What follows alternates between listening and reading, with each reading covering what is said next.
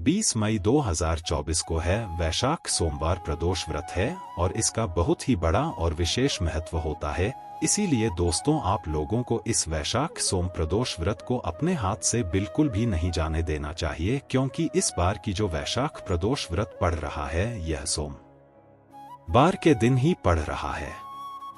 अब आप लोग खुद समझ है कि सोमवार के दिन वैसे भी भगवान शिव जी को बहुत ही ज्यादा प्रिय होता है, और जो वैशाख मास सोमवार प्रदोष व्रत का दिन होता यह दिन भी भगवान शिव जी को बहुत ही ज्यादा प्रिय होता है।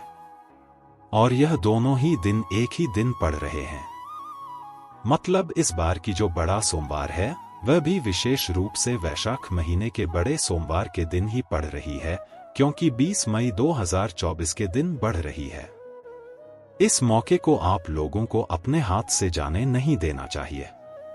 और इस दिन आप लोगों को यह 5 कनेर के फूल वाला उपाय जरूर करना चाहिए, जो कि पंडित जी ने अपनी शिव महापुराण कथा में पहले बताए हुए हैं, जो कि सिर्फ और सिर्फ वैशाख महीने में पड़ने वाली इस बड़े सोमवार के दिन के ही है।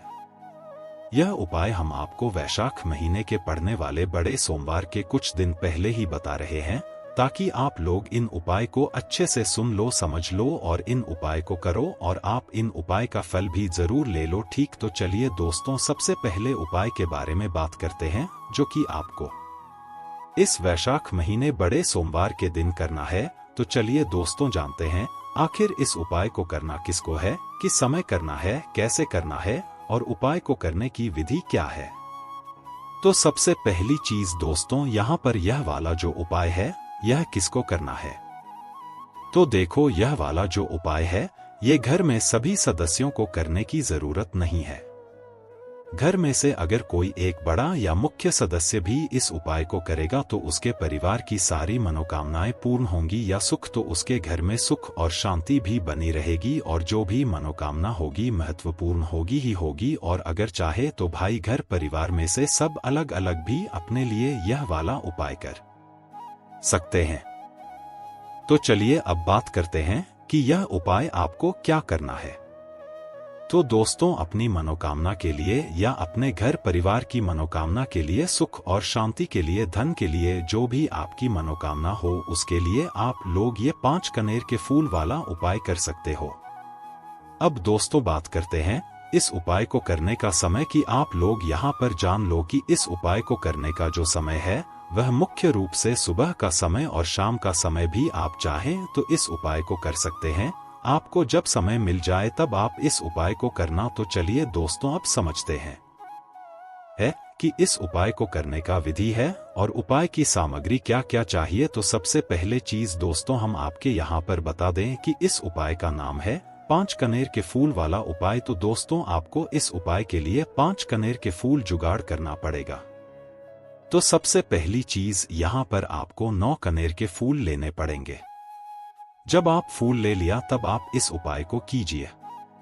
उपाय को करते समय शुद्धता का विशेष रूप से ध्यान रखना। सुबह उपाय कर रहे हो तो स्नान मतलब जितना जल्दी सुबह इस उपाय को कर सकते हो उतनी जल्दी कोशिश करना, और शाम के समय उपाय कर रहे हो तो हाथ मुंह धोकर शुद्धता का विशेष रूप से आप लोग ध्यान रखना। शाम के समय आपको स्नान करने की जरूरत नहीं है। अब आपको करना क्या है ध्यान से सुनो। देखो वैशाख महीने बड़े सोमवार के दिन जिस भी समय आप इस उपाय को कर रहे हो, सुबह के समय चाहे शाम के समय, अपने उपाय की सामग्री को तैयार करके आप निकल जाना अपने घर के पास में जो शिव मंदिर हो, जहाँ पर शिवालय हो, शिवलिंग विराजित हो, वहां पर पहुंच जाना। क्या क्या लेकर पहुंचना? 5 कनेर के फूल लिए है, और जो है एक गोल बाती का घी का दीपक है ना। यह विशेष रूप से उपाय की सामग्री है। इसके अलावा पूजन सामग्री 1 लोटा जल वगैरह वह अब अलग से लेकर जा सकते हैं, उसमें कोई दिक्कत वाली बात नहीं है। सबसे पहले आप जैसे ही भगवान शिव जी के मंदिर पहुंचेंगे तो सबसे पहले आप भगवान शिव जी के दर्शन करेंगे। ठीक, दर्शन करने के बाद ही इस उपाय नहीं करना है। पहले आपको पूजन अर्चना करना है, उसके बाद उपाय करना है।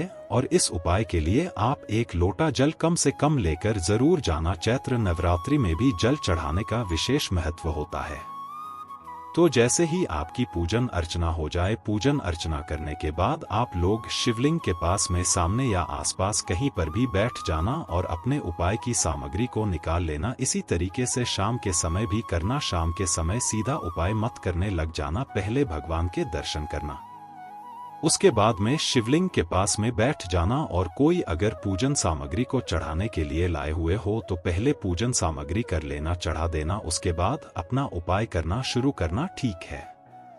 शिवलिंग के पास में बैठ जाना। बैठने के बाद अपनी उपाय की सामग्री निकाल लो। सबसे पहला काम भी आपका क्या रहेगा कि आपको सबसे पहले अपना वह जो गोल ही का घी का दीपक है उसको जला लें। इस दीपक को जलाने के लिए आप किसी और की माचिस नहीं लोगे, आप अपने ही घर से अपनी माचिस लेकर आओगे। घर पर भूल कर मत आना, यह बात हम आपको याद दिलाते हैं। कहीं सारे लोग भूल जाते हैं, तो अपने घर से अपनी माँ से लेकर जाना और अपनी माँ से इस दीपक को जलाना, क्योंकि अगर आपने किसी और की माचिस ली तो इस उपाय का फल उसको मिल जाएगा। तो इसीलिए आप लोग इस बात का ध्यान रखना, अपने मार्च से इस दीपक को जलाना है जो आपको उपाय लेकर आए हुए हो। एक दीपक, उसके साथ में अब आप अपने 5 कनेर के फूल को निकाल लीजिए, ठीक है। अब जो 5 फूल है इनको आपको क्या करना है, भगवान शिव जी की शिवलिंग के ऊपर चढ़ना है।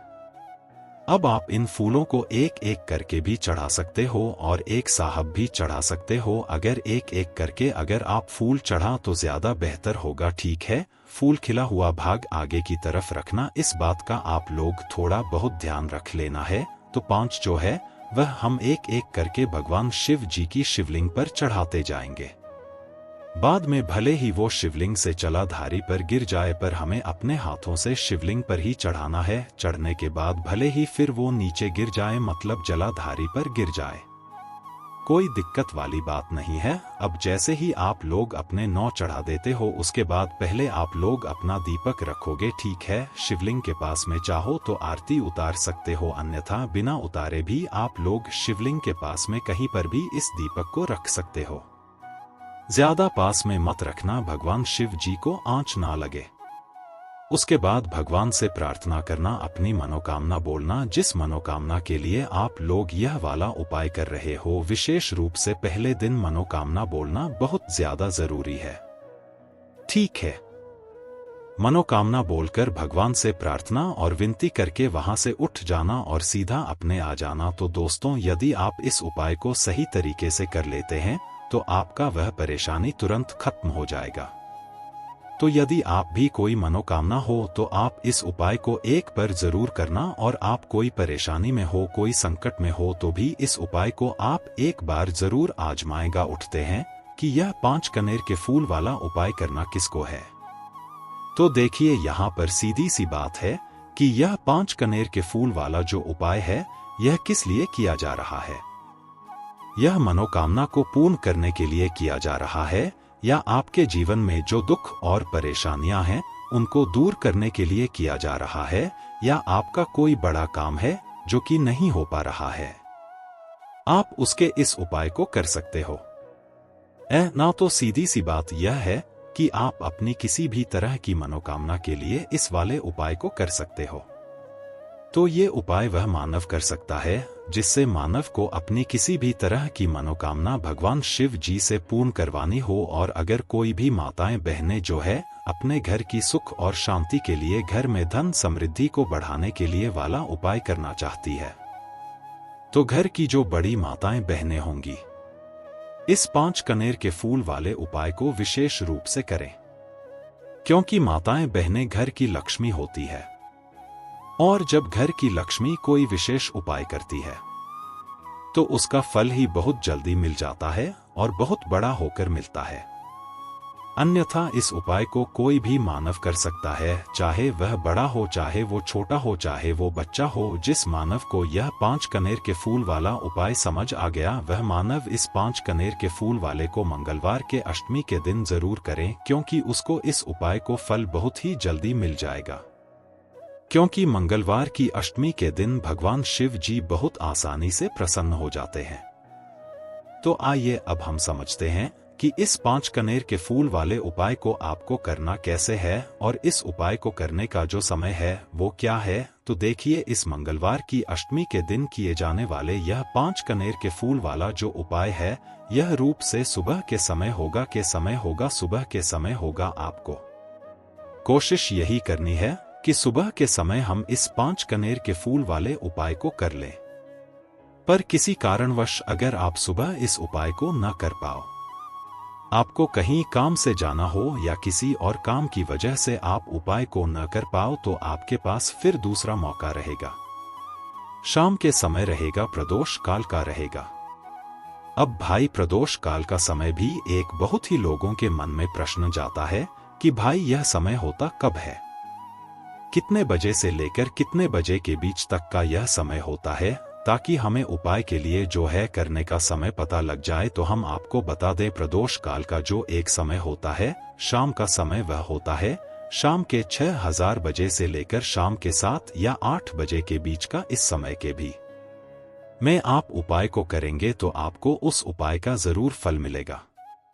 तो शाम के 6000 बजे से लेकर शाम के 7 बजे के बीच में आप लोग इस 5 कनेर के फूल वाले उपाय को कर सकते हो। तो भैया, बहुत सारे लोग यहाँ पर यह प्रश्न भी जरूर करेंगे कि भाई हम तो नौकरी पर जाते हैं, हम अपनी ड्यूटी पर जाते हैं और आने में हमें देर हो जाती है, तो उस जगह पर हमें क्या करना चाहिए।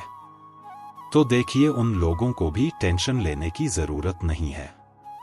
अगर आप लोग इस उपाय को शाम के समय प्रदोष काल में कर रहे हैं और अगर आप आने में देरी भी हो जाती है, आपको आने में 7 बजे तक आप आते हो, तो भाई आप 7, 10 या रात 8 बजे तक भी अगर उपाय को करोगे तो भी चल जाएगा। और अगर इससे भी थोड़ा देर हो जाती है ना, तो भी आप उपाय को कर सकते हो, क्योंकि मंगलवार की अष्टमी का दिन है। यह दिन बहुत ही कम आता है पूरे साल भर में, इसलिए जब आपको मकान मिल जाए, जब आप इस उपाय को जरूर कर लेना है। न कोई भी उपाय हो, आप कभी भी कर सकते हो। मंगलवार की अष्टमी के दिन बस कोशिश करना के समय के थोड़ा मतलब अंतर्गत ही कर लो, पर कारणवश अगर न कर पाओ तो फिर आप थोड़ा देरी से भी कर सकते हो। आपको उपाय का फल जरूर मिलेगा, क्योंकि भगवान शिव विजन बहुत ज्यादा प्रसन्न होते हैं, सभी भक्त गणों से जून को प्रसन्न करते हैं, है ना। तो अब हम यहाँ पर समझते हैं कि आपको उपाय कैसे करना है। सबसे पहली चीज दोस्तों, ये जो उपाय है, ये 5 कनेर के फूल वाला उपाय है। तो सीधी सी बात है, इस उपाय में हमें 5 कनेर के फूल तो लेने ही लेने पड़ेंगे। अब यहाँ पर एक सबसे बड़ी गलती होती है, जो कि आप उपाय में करते हो और आपको पता भी नहीं लगता है, क्योंकि हम आपको बताते हैं। देखिए, जो अब 5 कनेर के फूल लेकर आओगे, सबसे पहले तो कनेर का फूल आप लोगों को पता होगा कि कैसा होता है। हम आपको जब भी बता देते हैं, कनेर के फूल वह होते हैं जो कि पीले कलर के होते हैं, लंबे लंबे से होते हैं। आप लोगों ने देखे भी होंगे, आप लोगों ने जो थंब नील में फूल देखा हुआ था, वही कनेर का फूल होता है। तो आप लोगों को वैसे ही 5 कनेर के फूल लेकर आने। यह कनेर के फूल आप लोगों को बहुत आसानी से मिल जाते हैं, बस आपको इसका पेड़ ढूंढना होता है और बहुत सारे फूल उसमें लगे हुए होते हैं, कुछ भी कमी नहीं होती। बस दोस्तों, आपको यहाँ पर ध्यान इस बात का रखना है कि अगर ये 5 कनेर के फूल जो है, मतलब कनेर के फूल का पेड़ जो है कहीं बाहर लगा हुआ है, वह किसी के अंदर में नहीं लगा हुआ है, किसी का वह पेड़ नहीं है, तो आप बिना पूछे जो है वह कनेर के फूल ला सकते हो। ना पर अगर कोई सा कनेर का पेड़ किसी के घर के अंदर लगा हुआ है और आपको वह कनेर के फूल उसके घर के अंदर से चाहिए, तो भाई उससे पहले पूछना कि भाई हम जो है आपके पेट में से 5 कनेर के फूल ले लें या कनेर के फूल ले लें। भाई पहले उससे पूछना, क्योंकि यह वाले जो 5 कनेर के फूल आप लोग ले रहे हो, ये उपाय के लिए ले रहे हो और भगवान शिव जी को उपाय जब हम करते हैं तो भाई पूर्ण रूप से जो है पूरे विधि विधान से करते हैं। तो इसलिए अगर आप किसी के घर में के अंदर जो पेड़ लगा हुआ है कनेर का, उस पेड़ से अगर यह फूल ले रहे हो, तो भाई पहले उस घर के मुखिया से पूछ लेना कि हम आपके पेट से कनेर के फूल ले लें। अगर वो हाँ कह देता है तो भाई उसके बाद आप उसके पेट से 5 कनेर के फूल ले लेना। अगर कोई कनेर का पेड़ जो है ऐसे ही बाहर लगा हुआ है, खुले में लगा हुआ है, उस पर किसी का भी कब्जा नहीं है, तो वह आप जो है बिना पूछे भी में से तोड़ सकते हो। पर किसी के घर के अंदर लगा हुआ है तो वह उसे सरकार ही 5 कनेर के फूल उसके पेट में से लेना। अब आपके पास 5 कनेर के फूल भी आ चुके हैं। अब दोस्तों, कनेर के फूल के साथ में क्या हमें सीधा उपाय करना है या कुछ सामग्री भी लेकर जाना है? तो देखो, कोई भी उपाय जब हम करते हैं तो सीधा हम उपाय जाकर नहीं करते हैं, उससे पहले हम भगवान शिव जी की पूजा अर्चना भी करते हैं। तो देखो, अगर यह उपाय आप सुबह के समय कर रहे, प्रातःकाल कर रहे हो, तो आप लोगों को अपने साथ में कम से कम 1 लोटा जल तो जरूर लेकर जाना ही जाना है।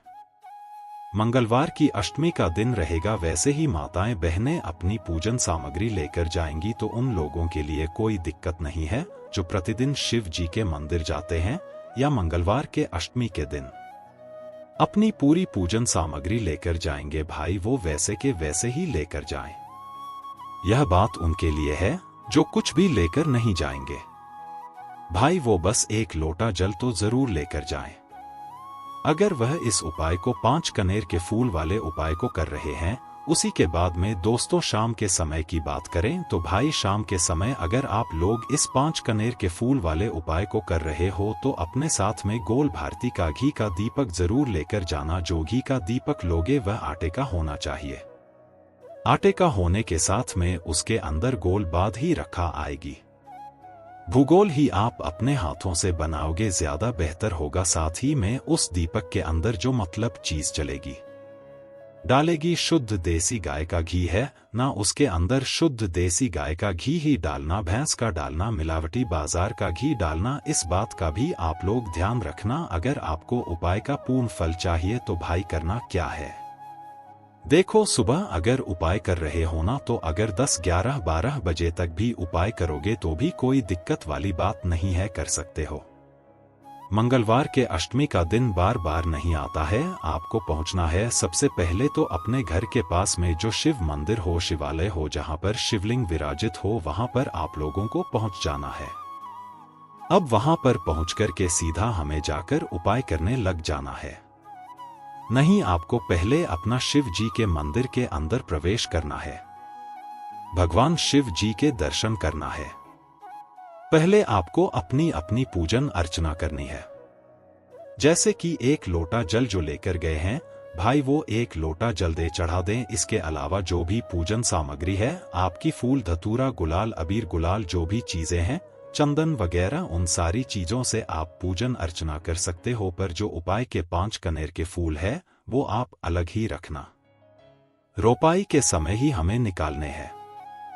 तो पहले आप अपनी पूजन अर्चना कर लेना, जैसे आप मंगलवार के दिन करते हो, मंगलवार के अष्टमी के दिन करते हो, वैसे आप अपनी पूजन अर्चना कर लेना है ना। इसी शाम के समय है, शाम के समय जब आप अपने घर के पास में जो शिव मंदिर हो वहां पर पहुंचे, घर तो पहुंचने के बाद पहले अपना वह घी का दीपक जलाना। अब घी का दीपक जलाने में भी इस बात का ध्यान रखना, इस घी के दीपक को आपको अपने घर से जलाकर नहीं लेकर जाना है और मंदिर में जाकर भी जलाना है। और मंदिर में जाकर जलाओगे तो उसे अपनी मार्च से ही जलाना है। अपने घर से इस दीपक को जलाने के लिए अपनी माचिस लेकर आना। आपने मंदिर में किसी और की माचिस ले ली इस दीपक को जलाने के लिए। अगर आप शाम के समय इस वाले उपाय को कर रहे हो तो भाई इस उपाय को करने का फल जो है उस मानव को भी मिल जाएगा जिस मानव की आपने माचिस ली होगी। इसलिए आप अपने घर से अपनी ही माचिस लेकर जाएं।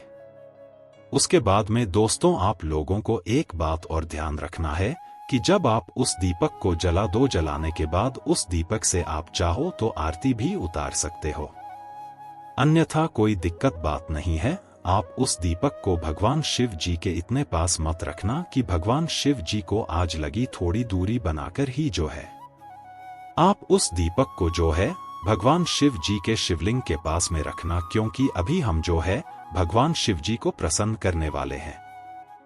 तो इसलिए जो है भगवान शिव जी को अंश ना लगे, इतनी दूरी बनाकर आप उस दीपक को रख दीजिएगा। जैसे ही आपकी पूजन अर्चना हो जाती है, आप जल चढ़ा देते हैं सुबह के समय गए तो जल चढ़ा देते हैं, पूजन अर्चना हो जाती है। फिर उसके बाद में भगवान शिव जी की शिवलिंग के पास में कहीं पर भी बैठ जाइए, सामने बैठ जाइए या आसपास बैठ जाइए। उसी तरीके से शाम के समय है, दीपक जैसे ही लग जाए तो भाई आप अपना उपाय को यहाँ पर कर सकते हैं। और उपाय को करने से पहले आप अपने वह 5 कनेर के फूल निकाल लीजिए, क्योंकि अब हम यहाँ पर उपाय को करने वाले हैं। उपाय को करने के लिए आप शिवलिंग के सामने भी बैठ सकते हैं, आसपास भी बैठ सकते हैं, कोई दिक्कत वाली बात नहीं है। अब हमारे पास 5 कनेर के फूल है, तो सीधी सी बात है कि इन 5 कनेर के फूलों को हमें 5 अलग अलग जगहों पर यहाँ पर चढ़ाने हैं। अब 5 अलग अलग जगह कौन सी है वह हम आपको बताते हैं। देखिए, 5 अपने कनेर के फूल आप अपने सामने निकाल कर रख लीजिए। अब 5 कनेर के फूल में से सबसे पहला वाला कनेर का फूल आप लोग उठाइए और पहले वाले कनेर के फूल आपको कहां पर चढ़ाना है, वो आपको चढ़ाना है भगवान शिव जी शिवलिंग के ऊपर। जो गणेश जी वाला स्थान होता है, वहां पर भगवान शिव जी के शिवलिंग के ऊपर गणेश जी वाला स्थान कहां पर होता है? भगवान शिव जी की शिवलिंग होती है, शिवलिंग की जलाधारी होती है। जलाधारी का जो राइट हैंड साइड होगा, मतलब शिवलिंग की तरफ से खड़े होकर देखना कि भगवान शिव जी का सीधा हाथ कौन सा है, राइट हैंड साइड कौन सा है। उस राइट हैंड साइड पर आपको यह पहले नंबर का कनेर का फूल समर्पित करना है।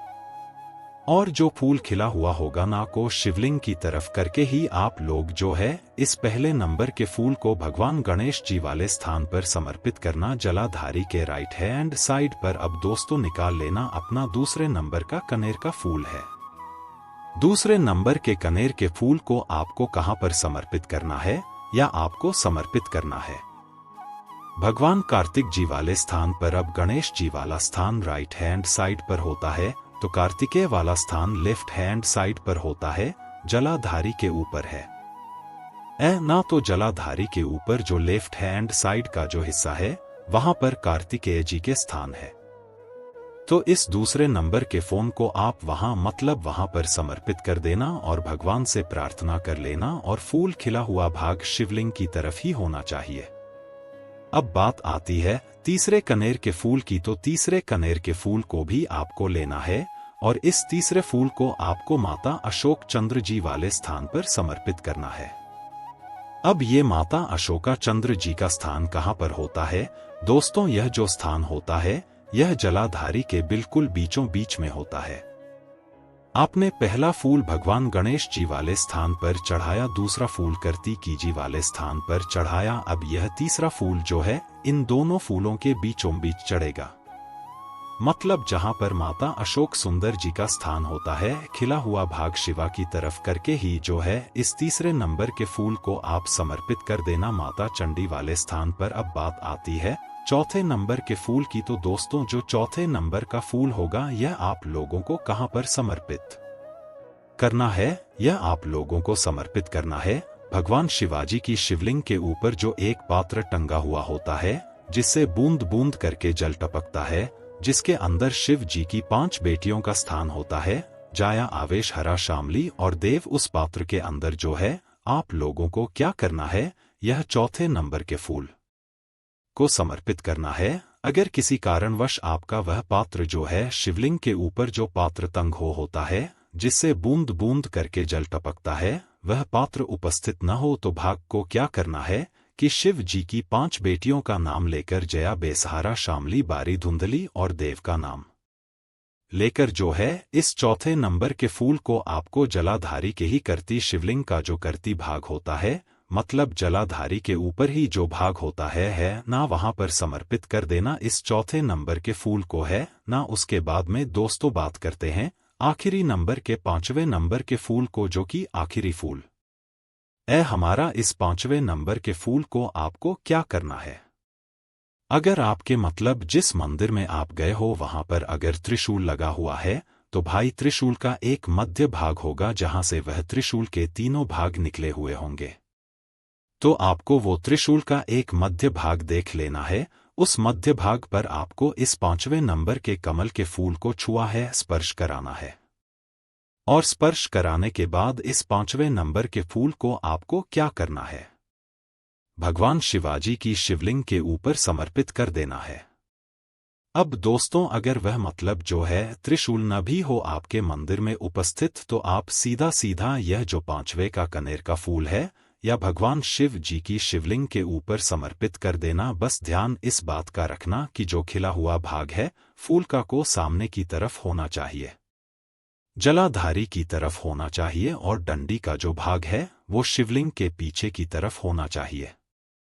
फूल की है न, तो इस बात का आप लोगों को ध्यान रखना है। जैसे ही आप लोगों को ये 5 फूल समर्पित कर देते हैं, वहीं पर भगवान शिव जी के शिवलिंग के पास में बैठकर जो है हाथ विनती कर कर अपनी मनोकामना बोलना। जिस मनोकामना के लिए आप लोग ये वाला उपाय कर रहे हो, अपनी वह दुख और समस्या बोलना जिसके लिए आप लोग अपना ये वाला उपाय कर रहे हो, अपनी किसी भी एक मनोकामना के लिए यह वाला उपाय करना। 2-3 मनोकामना एक साथ मत भूलना, कोई भी एक मनोकामना बोल देना अपने 5वें नंबर के फूल को चढ़ाने के बाद, और चढ़ा दो तो भाई 2 मिनट भगवान शिवाजी के नाम का जाप कर लेना। उसके साथ में दोस्तों आपका यह यहाँ पर पूर्ण हो जाता है, और आप अब भगवान शिव जी के दर्शन करके उनको धोखा देकर अपने घर पर वापस जा सकते हो। इसी के साथ में दोस्तों, इस उपाय को करने से आपको बहुत ही बड़ा दोष, नींबू के उपाय आज से नहीं बल्कि हजारों साल से पहले से इस्तेमाल किए जा रहे हैं। जो उपाय आज हम आपको बताने जा रहे हैं, नींबू का इस्तेमाल करके उससे आप अपनी हर समस्या का समाधान पा सकते हैं। अगर आप ज्योतिष शास्त्र, वास्तु शास्त्र की किताबों में जाते हैं और अध्ययन करते हैं, तो नींबू के ऊपर पूरे 11 अध्याय आपको जाएंगे, जिसका मतलब यह है कि नौकरी पाने के लिए नींबू का इस्तेमाल कैसे आप कर सकते हैं, अपने व्यापार को दौड़ाने के लिए कैसे नींबू का इस्तेमाल करना चाहिए, एवं अगर आपका शत्रु आपका विनाश करना चाहता है तो नींबू के उपाय से कैसे आप उल्टा अपने शत्रुओं का विनाश कर सकते हैं। आपके घर पर नकारात्मक शक्तियां हैं, बुरी शक्तियों का वास है, इन सब को भगाने के लिए नींबू कैसे रामबाण दवा समझा जाता है, इन सब के बारे में आपको वास्तु शास्त्र और ज्योतिष शास्त्र की किताबों में मिल जाएगा। दोस्तों, अगर आपका भाग्य चुका है, आपके घर पर ऐसी शक्तियां आ गई है जिसकी वजह से आपके घर में लड़ाई होती रहती है, पति पत्नी में बनती है, तो दोस्तों आज के जो उपाय हम आपको बताने जा रहे हैं वो आपकी सारी समस्याओं का समाधान कर देंगे। स्वास्थ्य की दृष्टि से नींबू बहुत ज्यादा लाभदायक होता है। साइंस की भाषा में अगर कहें तो नींबू में विटामिन सी बहुत ज्यादा होता है। एसिडिटी आपको प्रॉब्लम है, पेट खराब रहता है, तो नींबू उसमें रामबाण की तरह काम करता है दोस्त। और नींबू अंदर इतनी ताकत होती है कि वह एक से एक बड़ी समस्याओं को चुटकी में खत्म कर सकता है, कई बाधाओं को एकदम हमेशा के लिए पास से हटा सकता है। इसलिए अगर आप भी चाहते हैं कि आपके ऊपर माता लक्ष्मी का आशीर्वाद हो, भगवान भोलेनाथ आपको आशीर्वाद दे, तो ये वीडियो बिना भगाए अंत तक देखिएगा, क्योंकि इस वीडियो में आज आपको पता चलेगा कैसे नींबू के 10 उपाय करके आप अपने जीवन की हर परेशानी को खत्म कर सकते हैं।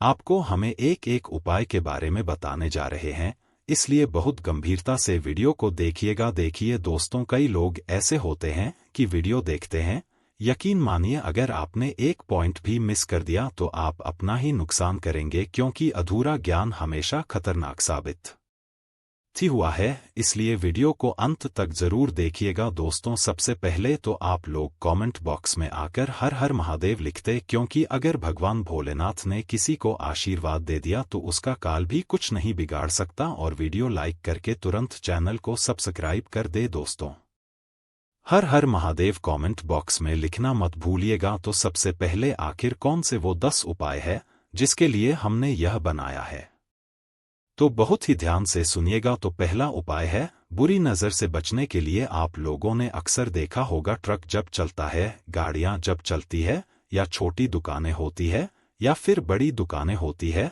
उसमें नींबू और मिर्च टंगा हुआ होता है। इसका मुख्य कारण क्या है आज हम आपको बता देते हैं। देखिए, कहा जाता है कि जब भी लू चलती है और आप अपनी जेब में प्याज रख लेते हैं, तब आपको लू नहीं लगती है, या जहां पर गर्मी ज्यादा होती है वहां पर रखते हैं। तो प्याज जो होता है वह गर्मी को सुख है।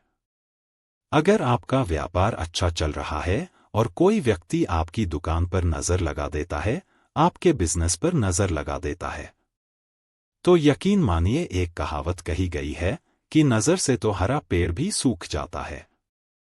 इसी तरीके से जो चलता हुआ व्यापार होता है तक बंद हो जाता है।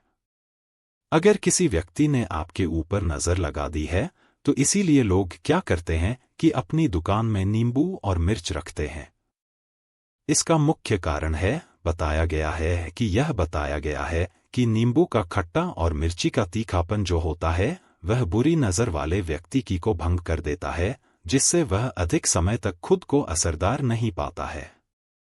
यह हिंदू पुराणों में साफ साफ लिखा हुआ है, जिसका मतलब यह है कि अगर आपका व्यापार चल रहा है और आप किसी का भी बुरा नहीं चाहते हैं और कोई व्यक्ति आपका बुरा चाहते हुए आपके ऊपर लगातार नजर लगवा रहा है, आपके ऊपर तंत्र विद्या करवा रहा है, बुरी आत्मा पीछे लगवा रहा है, और अगर आपने पहले से ही नींबू टांग रखा है तो यह सारा प्रभाव उल्टा उसके ऊपर पर जाएगा और वह बर्बाद हो जाएगा।